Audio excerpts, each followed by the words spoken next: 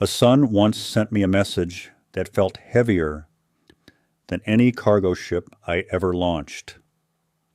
Security won't clear you upstairs, Dad. We'll talk another time. I was standing outside a harbor motel wearing boots stained with salt and engine grease when I read it. That was the moment I understood tonight would not test my finances. It would test my blood. Let me take you back to how it all started. Ships rarely sink because of a single wave. Most go under because something breaks deep inside the hull long before anyone notices. I learned that lesson on the water before I learned it in business. I just never imagined I would learn it again inside my own family. My name is Elias Mercer.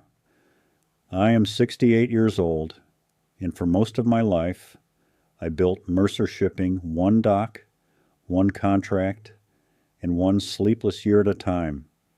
People like to romanticize success. They picture champagne and polished offices. They never picture diesel fuel trapped in your lungs or winters spent sleeping in a freight office because you cannot afford a hotel. My first vessel was an aging coastal freighter called Mercy Tide. Rust lived in its bones. I bought it with borrowed money and a confidence I did not always deserve. That vessel became a company. That company became an empire.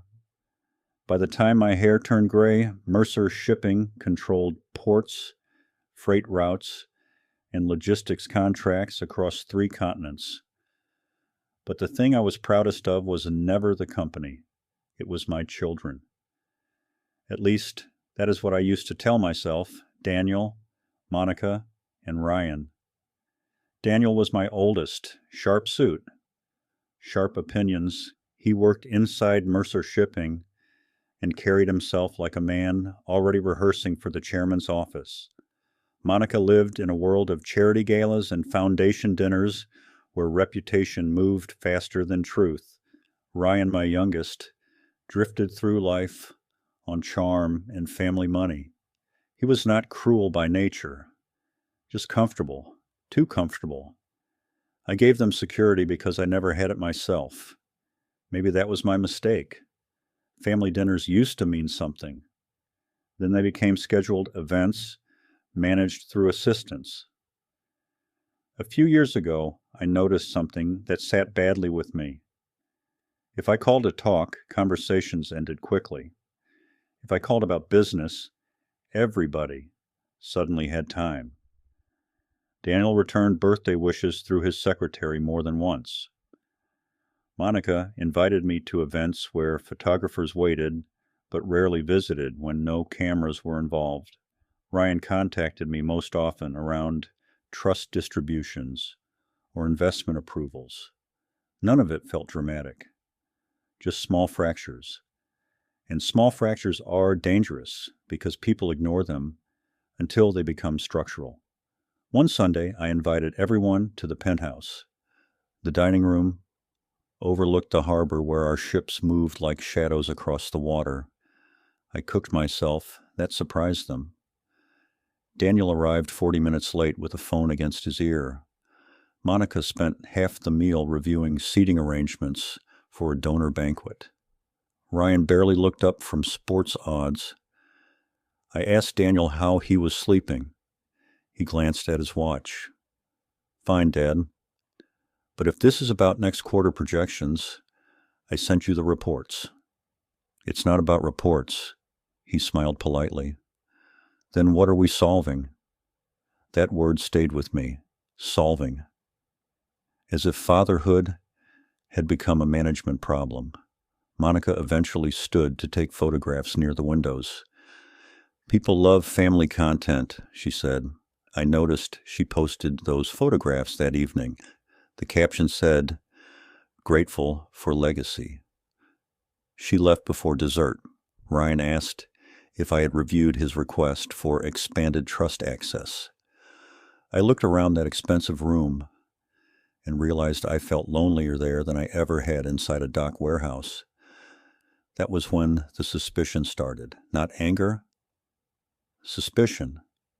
A quiet question I could not silence. Did they love me? Or did they love the shelter my name provided? I said nothing for weeks. Instead, I watched. Then I made a decision. Mercer Shipping had faced investigations before, regulations, lawsuits, labor disputes. I understood fear and public pressure, so I created controlled fear, only this time the crisis was for my children. My attorneys and I built the story carefully.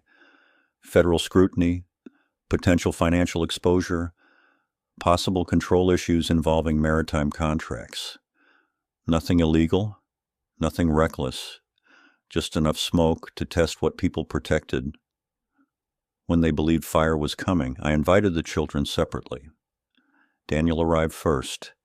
He sat across from me inside my office overlooking the docks. I told him things were becoming unstable. His face tightened, not with concern, with calculation.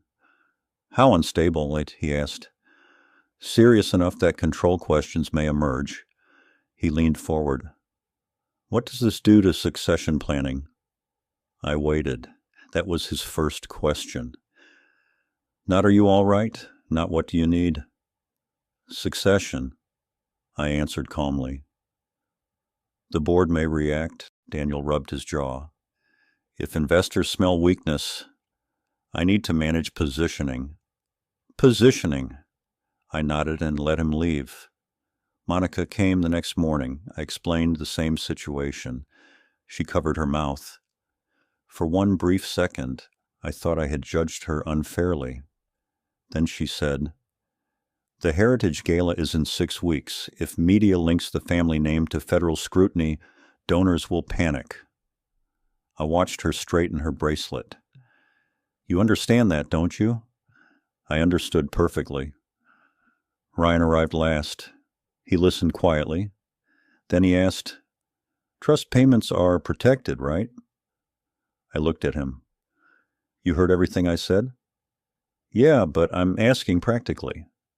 Practically, 3 conversations, 3 opportunities, not one question about me. That should have been enough. But doubt is stubborn when it wears the face of your children. So I continued. I moved into a harbor motel near Pier 9. It was weather-stained and tired, the kind of place sailors used when they had nowhere else to go. I traded tailored jackets for old dock clothes. Most nights I sat outside listening to foghorns and remembering younger years. The room smelled of damp carpet and salt. I told the children I needed privacy until legal matters stabilized. Daniel hated the motel. He visited once. He stood beside the door without removing his coat. You shouldn't stay here long, he said. I may not have options. His eyes moved around the room. You need to stay away from company circles until this settles. I watched him. You mean executives? I mean visibility. Visibility. The language people use when embarrassment begins replacing loyalty. Monica came 2 days later. She never sat down. She looked around the room with visible discomfort. I'm not judging, she said quickly.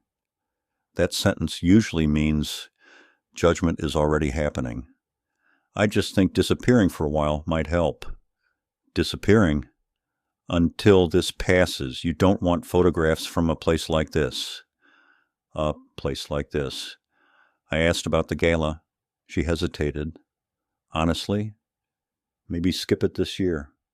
Because of the investigation? Because donors can be sensitive. Sensitive. I thanked her for visiting. She left relieved. Ryan visited at night. He brought takeout and 2 beers. For half an hour, I convinced myself perhaps I had been wrong about him. Then he laughed and nudged me. Guess rich guys run out of luck eventually. I smiled faintly. Maybe. He looked toward the motel window.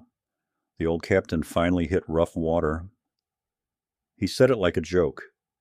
But jokes reveal more than speeches. After he left, my security director handed me information. Ryan had contacted advisors about early trust withdrawals. I said nothing. The following week, the pressure increased. Daniel stopped meeting me in public. Monica delayed returning calls. Ryan grew impatient about money. Then came the night outside Daniel's building. I asked to see him. Rain covered the city. I stood in that old dock jacket beneath tower lights while security checked upstairs. Minutes later, my phone vibrated. "Security won't clear you upstairs, Dad. We'll talk another time." I looked up at windows I had once paid to build. My own son would not let me through the lobby. That message did not break me. It clarified me. Still, there was one last thing I needed: truth spoken without performance. I found it accidentally. Monica hosted a private gathering 2 evenings later. I arrived nearby after she refused my request to attend the gala. "Donors cannot see you like this," she had told me. Like this, as though hardship carried infection. My security team had already been monitoring communications. That evening, I stood outside a private terrace connected to the event. Voices carried through partially open doors. Daniel spoke first. "If he goes down, we protect ourselves first." Silence followed. Then Monica. "Our futures can't collapse with his." Ryan asked, "How fast can inheritance structures be insulated?" Daniel answered calmly, "We separate from Mercer publicly if necessary." No one asked where I would live. No one asked whether I was eating. I was not hearing frightened children. I was hearing stakeholders protecting assets. I walked back to the motel alone. The harbor wind felt colder than usual. Inside that narrow room, I sat beside the window and looked toward black water. That was the turning point. Not because they disappointed me. Children disappoint parents every day. It was because the betrayal was deliberate, measured, strategic. They were preparing for my disappearance before I had even disappeared. Grief ended there. Verification began. For the next several days, I watched quietly. Daniel contacted lawyers and positioned himself with board members. Monica privately reassured donors that she represented modern Mercer values.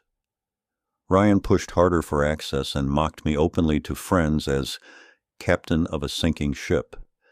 Everything was documented. Then I made the final arrangement: an emergency succession meeting. Location: Mercer shipyards, specifically the abandoned dry dock where Merseyside had first been repaired decades earlier. The invitation suggested liquidation discussions and residual asset planning. They arrived early. Fog covered the harbor. The dry dock looked abandoned, except for scattered work lights. Daniel wore dark executive wool and carried the confidence of a man expecting inheritance negotiations. Monica looked elegant and tense. Ryan looked nervous but hopeful. They entered the dock together. The old steel walls swallowed sound. "What's this?" Monica asked. Daniel checked his watch. "He's probably late." Then floodlights exploded across the dock. The entire space ignited with white industrial light. Board members emerged along elevated walkways. Attorneys took positions near the platform. Senior captains stood beside Mercer executives, and I walked forward. No motel jacket, no work boots. I wore a charcoal suit and Mercer insignia cufflinks. The silence hit them immediately. Ryan's mouth opened first, and Daniel looked as though someone had struck him. I stopped beneath the shipyard crane. "Good evening." Nobody answered. I looked toward the vessel behind me. Merseyside, restored and preserved. The ship that started everything. Daniel finally spoke. "What is this?" "This," I said, "is verification." I let the words settle. "The federal collapse you feared was controlled misinformation." Monica went pale. "The company never lost stability. Mercer Shipping remains fully protected under private maritime trusts and holding structures. Daniel stepped forward.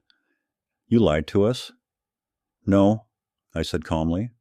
I tested loyalty. Anger entered his face. You manipulated your own family. I met his eyes. And what did your family do? Nobody answered. I continued.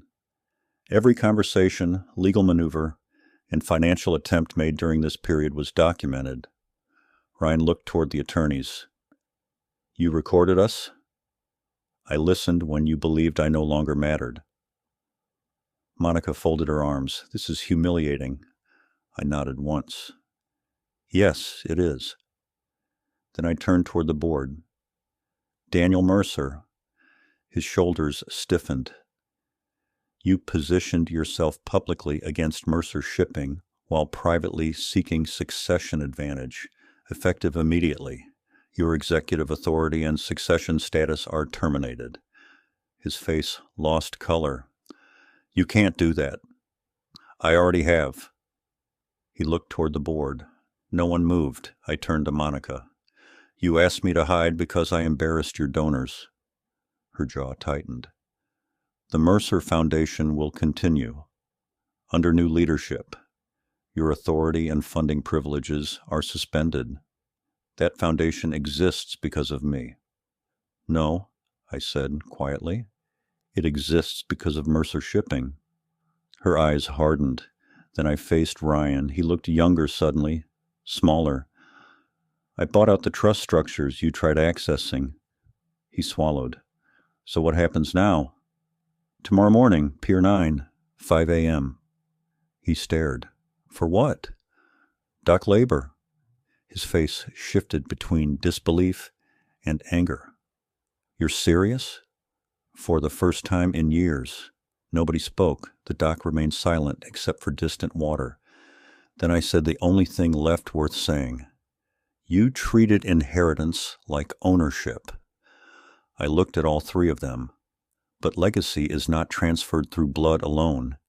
It survives through character. Daniel cursed under his breath. Monica looked away. Ryan lowered his head. They left without ceremony. No dramatic scene. Just three people walking through fog toward the gates. The board stayed, the captain stayed, and business continued. An hour later, workers resumed loading cargo. I walked alone toward Mercy Tide. The steel hull carried scars older than my children. I placed my hand against it and listened to cranes moving over dark water. Behind me, through the fog, I watched my children leave the shipyard on foot. Ahead of me, Mercer Shipping kept moving. That night I understood something I should have learned sooner. A family name can open doors, buy comfort, and protect people from storms, but it cannot build loyalty. That work belongs to character, and character reveals itself fastest when people believe the shelter is gone. I never lost power. I hid it long enough to learn who truly deserved to stand beneath it.